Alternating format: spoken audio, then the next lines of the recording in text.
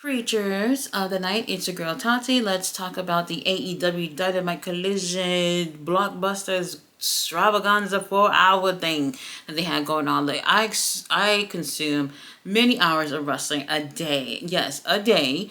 And honestly, sitting there watching live for 4 hours, especially on camera and interacting with an audience and watching the show and all that stuff, could be very tiring. And then after that, I do the review. But hey, I'm not complaining. The show was actually not bad. Once again, the order of things is something that I would definitely change, but we got some new developments, some very interesting developments. We actually start off with William Ospreay going against Swerve Strickland. This is one of those situations where both of these guys are baby faces. Swerve a little bit misunderstood in this situation, and William is pretty much like, look, we are trying to assemble this team to go against the Death Riders. And if you don't want to willingly join that team, I'm going to beat the fuck out of you and make sure you join us type of situation. And it doesn't work that way for Will Ospreay, despite them having really great chemistry. And for me, I'm kind of like, you know what, fuck it. Let Swerve take the win. I'm tired of seeing William win everything. And it doesn't go that way when we end up having the match go for the time limit draw. So 30 minutes has gone by and we have no winner. And I think like it got apparent that it was getting to that point when it was like 5 minutes left or something of that sort, where I was just like, okay, it's getting there where it's not going to be an actual winner. Now, with that being the case, Swerve gets on the mic and he said, I'm tired of shit. You're tired of shit. We just went 30 minutes nearly killing each other. William was laid out outside the ring. I couldn't even tell if he was dead or alive. But Swerve is just like, you know what? Sudden death. Everybody and their mama is cheering. They're like, yes, let's keep going. Let's run the clock. Tony Khan, where argument is official. But then here comes the Death Riders. They come on out there in t-shirts. No one came out there with their abs showing. So that right there, it's not looking good for me. Now, they come out there. Wheeler Yuta has a duffel bag. So no briefcase like what we've been seeing Marina carry. So he comes on out there.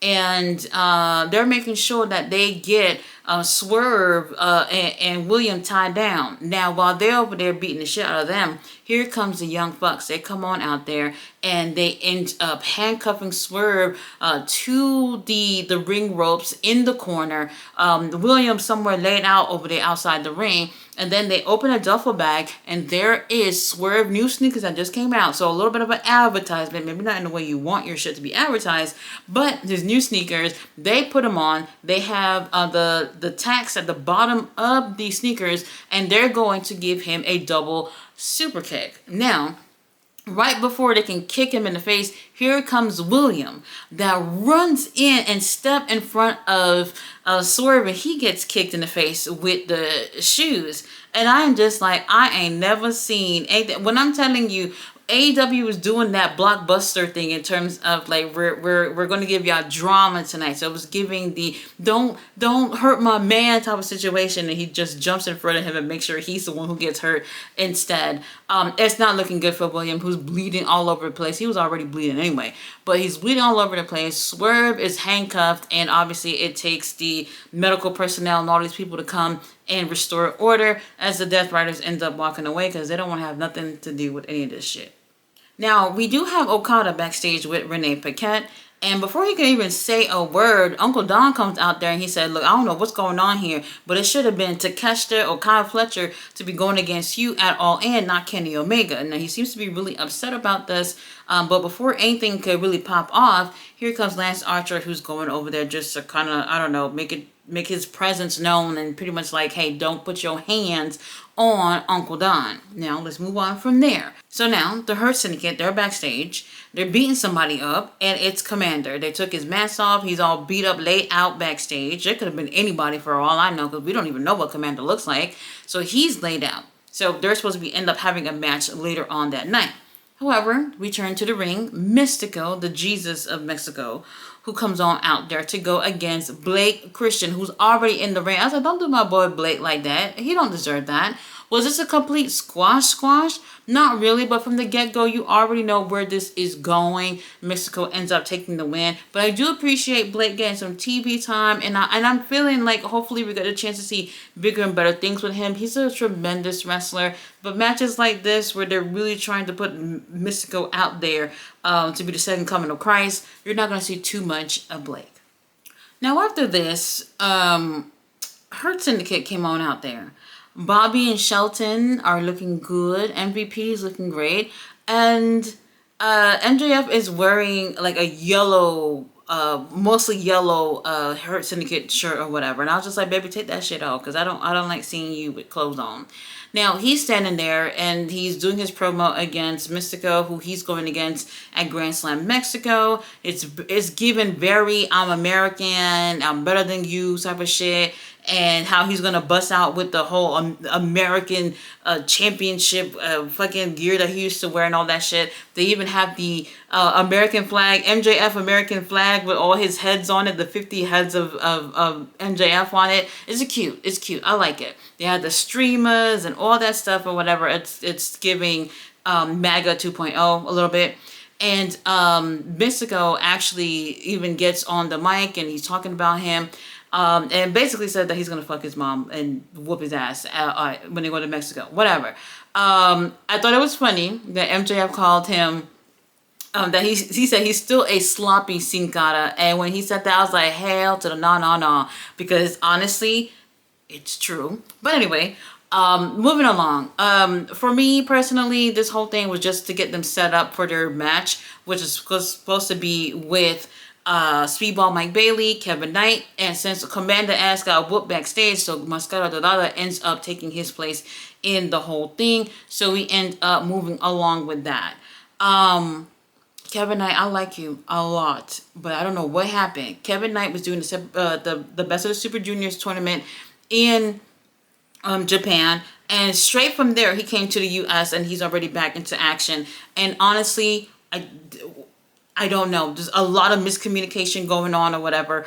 MJF though was wearing like that one piece, like how MVP does. And to be honest, I think it's cute. I really think it's cute on him. But I'd rather see them abs. I would prefer to see him wear shorts like Shelton does. I think it probably look better on him. But it was a really nice touch to see him doing the whole homage thing to MVP. Well, anyway, long story short, you guys already know Hurt Syndicate ends up taking the win. Honestly, I do not know what happened here. Something about it where it's like I really do enjoy the Hurt Syndicate, and I really want to enjoy MJF being in that group. But so far, this match right here did not necessarily win me over in terms of him being part of this group.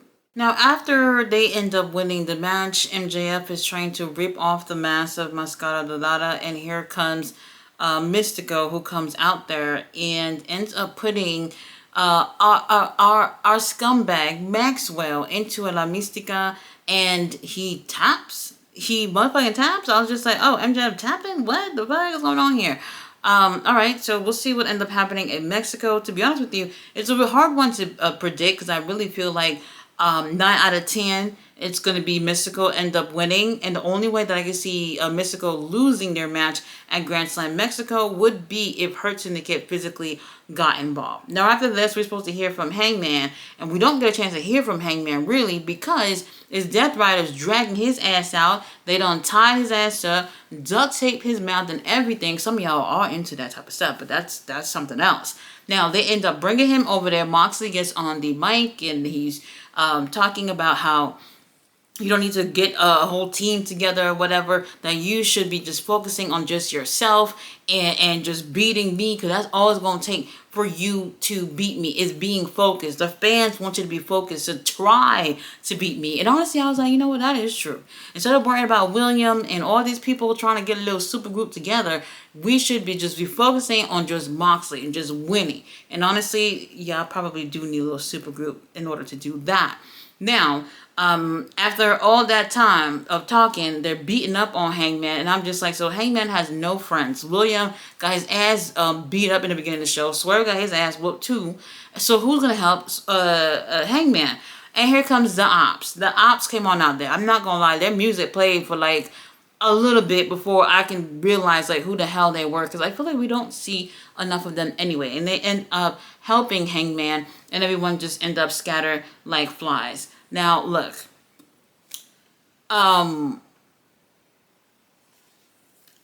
it's interesting, but I feel like it's a lot of the same things that we've been seeing.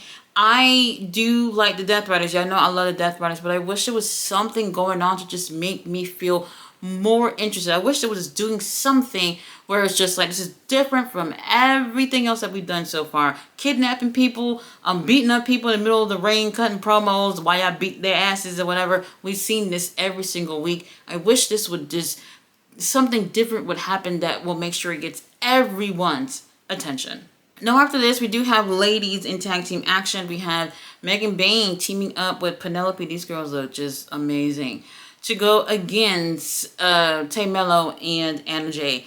The first thing I thought was I miss Harley Cameron, to be honest with you. Tay Mello has never truly won me over. She's not bad in the ring or whatever, but personality and all that stuff, and then she's married to fucking Sammy Guevara, so nothing has really won me over. I thought the match was decent. We haven't seen Tay Mello in, like definitely way more than a year, maybe like 2 years, because remember she did end up getting pregnant, and obviously she's been pregnant, stayed with the baby and all that. So we haven't seen her in the ring in quite some time, and I thought that this wasn't bad. Not necessarily happy that as soon as she got back, she's back to teaming up with Anna Jay. Anna Jay, Megan Bayne as well, even Penelope, they all have potential of doing things on their own as singles wrestlers, but we're at that point where there's really no titles for any of the girls other than Mercedes, so they're stuck with doing tag team action.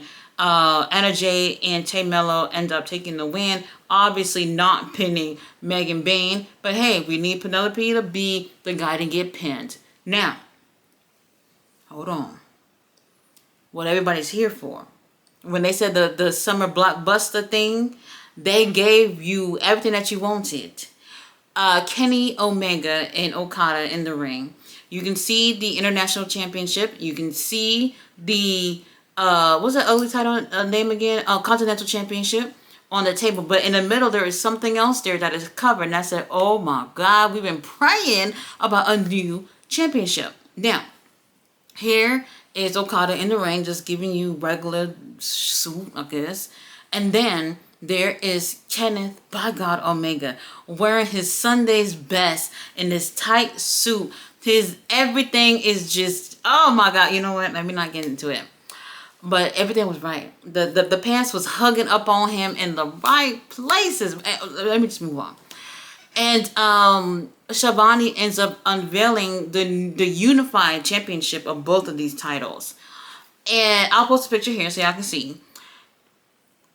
I was happy before they unveiled it, because I was like, this is what we wanted. The Continental Championship is ugly, and we want the titles to be unified. So we wanted this. But when you see the title, I could not be happy, because I felt like this is something that I would wear. Like, as a woman, I would like to wear that. Like, when I see the AEW Championship, I would not wear that. Too bulky looking. Looks like it looks very masculine. But when I seen the new unified championship, I was like, this is something a woman would wear. It's smaller, and it just gives that vibe of something that a lady would like to wear. And come to find out, one of my subscribers, Jay Millie, ends up mentioning that this looks exactly like the original AEW Women's Championship. I'll post that as well, so if you guys forgot how that looked. And honestly, it is giving that vibe. Now, after all that is over, Uncle Don come on out there and interrupts, and I'm like, baby, I don't know what you're doing here, but we're kind of busy doing something here. And Kenny is going back and forth with Uncle Don. Uncle Don's outside the ring. Kenny's in the ring, going back and forth with him. And Okada is behind him, basically like, I don't have time for this shit, and ends up putting the pause on Kenny. They get into it physically. Uncle Don comes out there with like some kind of nightstick or some shit, and they end up using that to hit Kenny in the stomach with. They're beating him up, and Okada goes to the top rope and gives him a flying elbow straight to the stomach. And I'm just like, oh my God. Here comes the doctors, everybody running in there. Christopher Daniels still employed. Michael Nakazawa is still employed. All these people that we even know still was on the clock came out there to help Kenny. And honestly, that didn't do nothing because they get Kenny on a stretcher and Okada still beating him up. Even when they put him in a stretcher outside the ring, Okada all the way to top rope from jumping from the top rope outside onto Kenny that's on a stretcher. And then when they cut back to Kenny after that last flying elbow to the gut, Kenny, fake blood obviously, just spewing all over the place. It's insane. I was just like, holy shit. And the Oscar goes to Kenneth Omega. Like, he was literally giving y'all drama. He was literally giving y'all lead actor role and everything. I was just like, okay, he doing it. I like it. So what it looks like is Okada's out of the whole elite. And we are now with the Don Callis family, or just at least rolling around with Uncle Don. I think this is great. Up until this point, I really feel like Okada hasn't done much with the Young Bucks anyway. The Young Bucks is too busy with Death Riders. At least this right here adds a lot more drama to the story with Kenny, because we're working with Uncle Don, who obviously hates Kenny's goods at this point. And honestly, this made me feel so good. But nobody called me to tell me what hospital Kenny's at. That's really important, so I could check up on him. Now Collision comes on, and Uncle Don, Okada, they're running out, and they get into the getaway car. And before they can even ask them any questions, they don't sped off. I don't know who the hell was driving that SUV, but it looks like all fucking four wheels of the damn tires wasn't even on the ground, because that's how quickly they fled.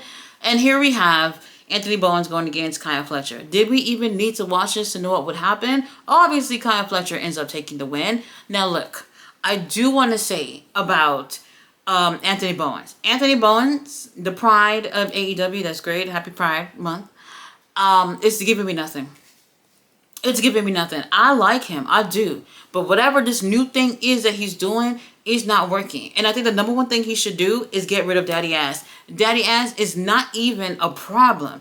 The issue for Anthony Bowens is that when Anthony Bowens come on out there, everybody and their mama's losing their tits over Daddy Ass because they love him. They're cheering for him. They're making all this noise from him, and not a single sound for Anthony Bowens. And I am just like, I see it. I see why. Oh, and then Adam Cole was over there on commentary. I don't really know why we need him every week for Collision, but that's what we're doing. So, okay. There has been improvements with him. I think that he can make it as a single star. I really do think so. I think that, unfortunately, Daddy Ass it's just not helping in the way that he would want it to help.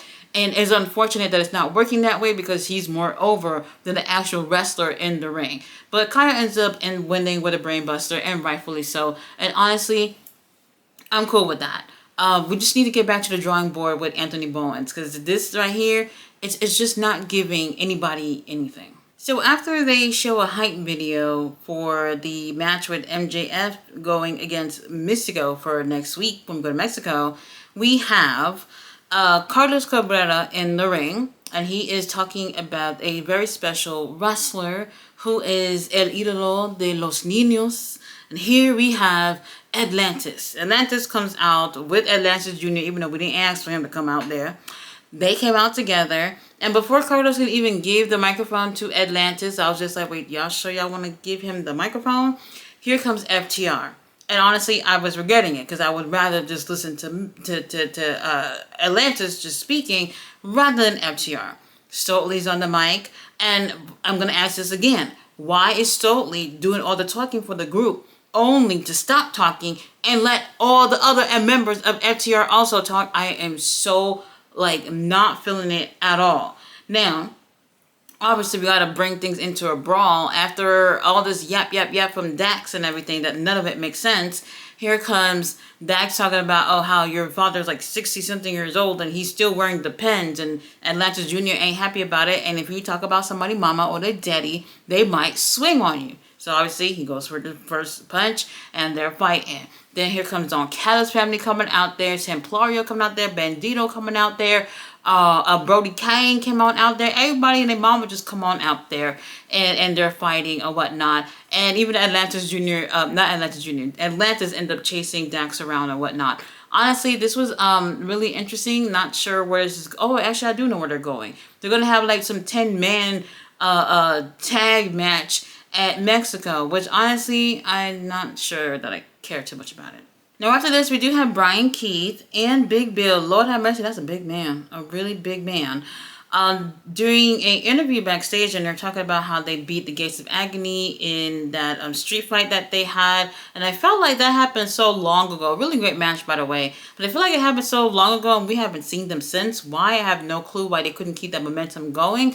But now they're like, hey, we're looking for another team to get in the ring with. But then here comes the Work Horsemen, our boys, Anthony Henry, J.D. Drake, are back from injury, and they stepped up.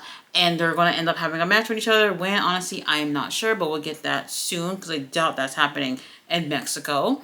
After this, we do have Mercedes Moné, who ends up making her way to the ring in a very questionable outfit that I did not like.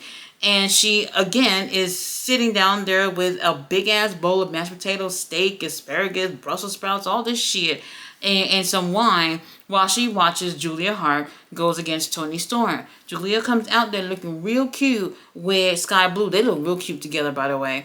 And they come out holding hands together, and they make their way out there. When Toni Storm gets out there, they end up beating up on Toni Storm first, but Julia was really putting the paws on Toni, and that's when Aubrey Edwards is like, bitch, get out of here. Get out of here. You're distracting me. We don't need this type of distraction. It's supposed to be a one-on-one match. You can go. Let Julia and Toni do their thing. Now, after what seems like forever of them checking up on Toni Storm, then she ends up having her match with Julia Hart. Honestly, we knew where this was going. Why would Toni Storm lose, especially just a month away from All In? To be honest with you, Julia Hart, I wouldn't say that she should have won this, but she still hasn't won anything. Sky Blue hasn't won anything since they have returned from injury. And honestly, I think a lot of people are not feeling it, but nobody would have believed that she should be taking a win over Toni Storm. Now, after the match, obviously CEO gets on out there, and she's standing behind Toni in the ring. Toni doesn't know that she's there until she feels her and ends up standing up, and they're looking at each other. And then here is Mercedes getting real close to her face, almost looked like she was making out with her almost, and ends up getting their hands on each other. And that's when Mina Shirakawa comes out there, Captain Saberho, for our champion. And Mercedes ends up beating her ass up too. And then she gets back into the ring and puts her hands on Toni Storm again. And honestly, I don't want it to feel like the same shit is happening every week, but I'll take it. But I will go on and say this, that we're going to Mexico next week. And here is fucking Mercedes backstage, who is challenging for another championship. For the CMLL Women's Championship, currently Zuxis has the title, and Zuxis does get her hand on CEO, and I think she punched her some shit, so she's knocked out, and hopefully she's going to retain. I cannot see a sixth title on Mercedes at this point. I'm kind of already annoyed. Despite me really, really liking Mercedes, I don't want to see her win another goddamn thing. After this, Ricochet is backstage, and he said he is still looking for people to join him that'll help him get some championships. Obviously, he's talking about a Trios Championship. And here comes Blake Christian and Lee Johnson, basically kind of stepping up and saying that, hey, have you been seeing what we've been doing out there? Like, we'll fit with you. Now, I do like these two. We could do a little bit more with Lee Johnson. But I thought, okay, well, maybe that's where they've been going, trying to do something with these two to join Ricochet. Ricochet was like, look, all I've been seeing y'all is taking nothing but L's. Y'all great in the ring, but y'all keep losing. There's something about y'all that's just not quite there yet. So we'll see what ends up happening. So I don't know if he's looking at them, but there are some other options in terms of other teams that can be potentially joining him. Now after this, a match that seemed like they threw in last second, Pastor Briscoe teaming up with Ishii and Willow Nightingale to go against MXM Collection and Taya Valkyrie, while Johnny TV is looking pretty ringside.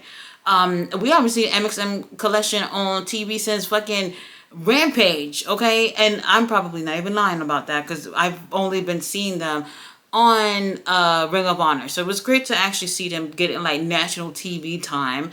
But obviously the conglomeration, or whatever the hell they call themselves now, ends up taking the win when Willow Nightingale ends up pinning Taya Valkyrie with the Dr. Bomb. What can I say about it? Throughout the match, Statlander was watching. Statlander kind of looked a little bitter watching the match, and after we saw a video of Statlander who was walking out the building, I believe, and Wheeler Yuta stopped by to give her some brotherly advice, basically saying stop worrying about fucking Willow Nightingale and don't worry about what anybody else thinks about any decisions that you make. You do what's best for you. Now, obviously, you guys know that Statlander, Wheeler Yuta, part of the best friend, well, used to be part of the best friends, and they were great friends, but Wheeler Yuta has gone on to do bigger and better things, and meanwhile, Statlander is still looking for the love of Willow Nightingale. Now, as Statlander walks away, Marina Shafir stops in front of her, doesn't say a word, but if looks can kill, Statlander would be dead. Now she ends up walking away, and we'll see if this is gearing towards having Statlander maybe joining the Death Riders. If that's the case, I'll take it and see where it goes. After this, Bandito going against Beast Muertos. I don't remember hearing them say that the Ring of Honor Championship was on the line, but this match was so good. But obviously, Beast Muertos is coming out there just to lose. And this is the crazy thing. Like, y'all know, maybe I might be a little biased about Beast Muertos, but he's a tremendous wrestler. And honestly, maybe this character of him being this dead beast is not necessarily gonna get him far on the card. Like, so much should be happening for him, part of LFI, and honestly they are not taking that trios seriously enough to move them forward. I would literally be putting them in some story with the Ops right now and having them take them titles off of the Ops at All In, and I just don't know where it's going. The match was probably my favorite match of the night, to be completely honest with you. I love the way these two work with each other. Their chemistry is off the chain. Bandito is amazing in the ring, and obviously Beast Muertos. But Bandito is a champion. He is not going to end up losing against Beast Muertos.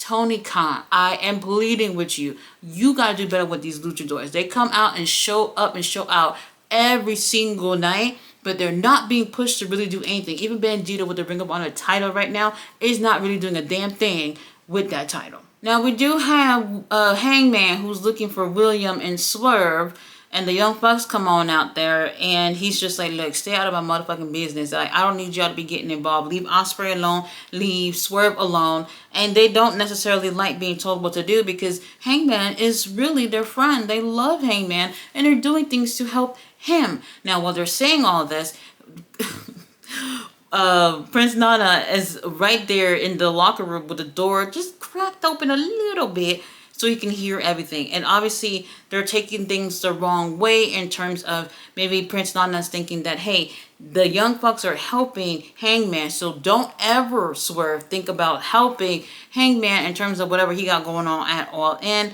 And, we see William laid out, still bleeding out, while Prince Nana and Swerve are talking about what was discussed between Hangman and the Young Bucks. We'll see what ends up happening with that. After this, Tekla goes against Queen Aminata. Thank goodness it wasn't a squash.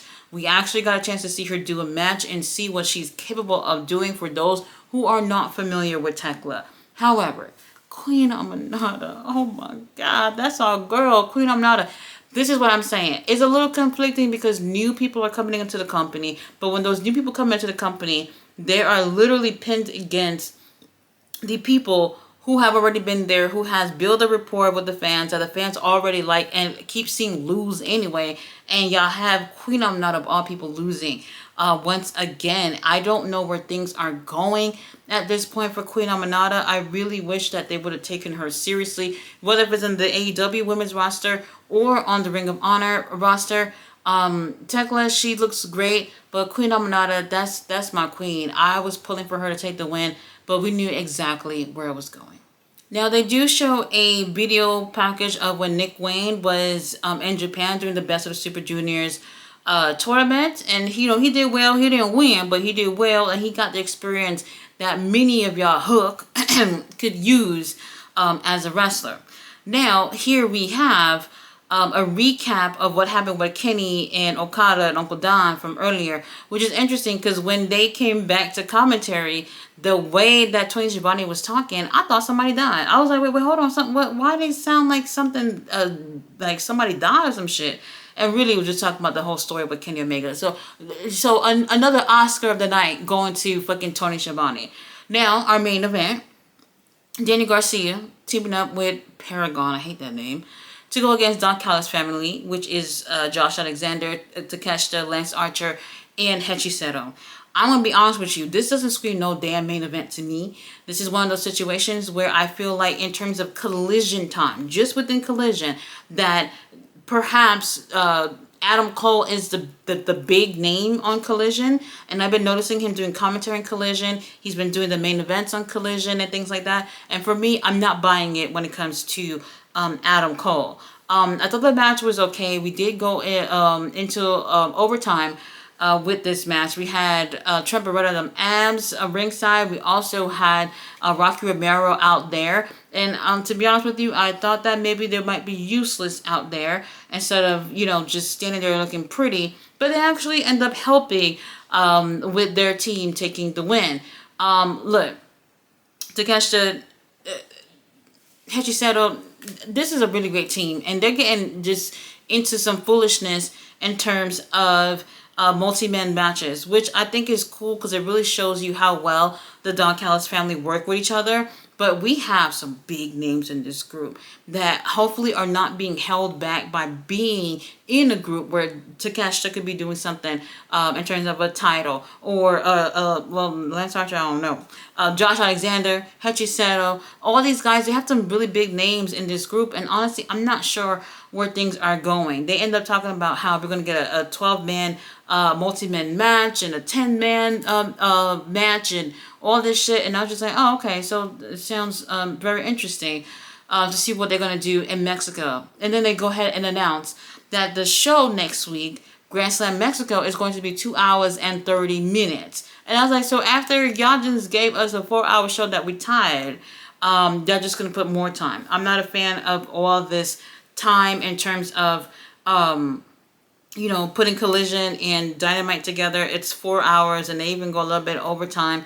And honestly, on a Wednesday night, literally the middle of the week, where people are going to school, going to work, and all this shit, I feel like it's a little too much for me. And then having to wait a whole week later just to see Dynamite and Collision again, a lot of people are not feeling it. Overall, I think the show was pretty decent. The really good stuff, like with Kenny and Omega, because they gave like a 6-7 minute a recap of the feud that they've had all the way back to New Japan. President Tanahashi, thank you for the footage. We do appreciate that. And that right there was the biggest thing. Since they had announced the match last week being official, they had sold 1,400 tickets for All In. Kenny, by God, Omega did that. Well, Okada too. You was in it too, Okada. And that right there, I feel like they're going to make this feel like the biggest thing in terms of the pay-per-view. We're going to have to bring it up a notch, quite a few notches, when it comes to the AEW World title. Because I feel like the hot thing going on will be Okada versus Omega. So if you didn't see the show, I don't know if you want to sit through the 4 hours, but there are already some clips from AEW from the show. So go ahead and check it out. I'll see you guys on the next one. Bye.